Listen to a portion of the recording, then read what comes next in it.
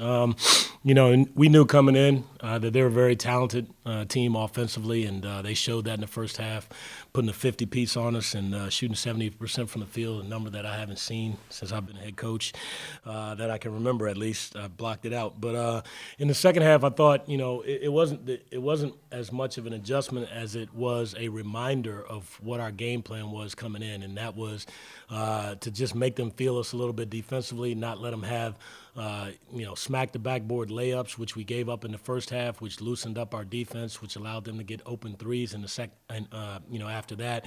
In the second half, we shut all of that down, no layups. We did a pretty good job rebounding overall, and then they missed those shots in the second half because I thought we closed down the paint and contested the shots on the perimeter. So just proud of guys for doing what we talked about going into the game, especially in the second half when they were really mounting the charge. First 5 minutes of that second half seemed to be kind of the turning point for you guys. Yep. Kind of talk about how you guys came out and reestablished yourself. Yeah, the one thing about this team, they write down on the board what they think the adjustments are before we even get in there, and so a lot of times, what the coaches see and what the players see is the same thing, which is great. But we all knew that we had to have a strong start to the second half because if we came out and allowed them more shots and they hit a couple, then it was going to be a long night. So I thought the determination to come out of the locker room and try to get stops. I thought we played with bigger hands. We got some deflections early on. We probably got, I would say, 6 out of 8 stops or 6 out of 9 stops to start the half, which, we can score down on the other end, but we had to get stops, and we did that. Was last year's game against them when they broke their win streak at home talked about during the week at all? Was that I vaguely remember it being mentioned at some point over the last 3 or 4 days. and how important do you see that now kind of building and the undefeated record in the conference and home win streak kind of for this team right now? Well, I mean, we're not even halfway through the league right now. The really tough part of our schedule is coming up.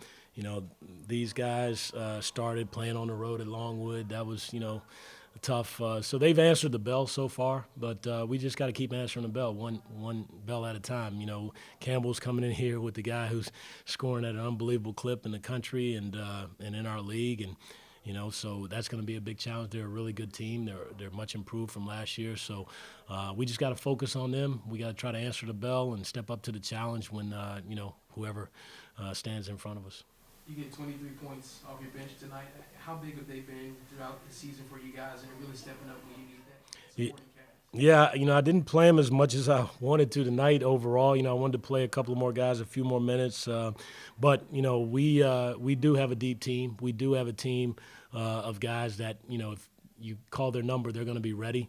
We've talked to them a lot about that. Sometimes it's frustrating when they know they could help and they don't get an opportunity. But I'm really proud of the fact that when they are called, they're ready to come in. And and I think that owes a lot to how they practice. They practice hard every day and they prepare themselves. When they do get an opportunity in the game.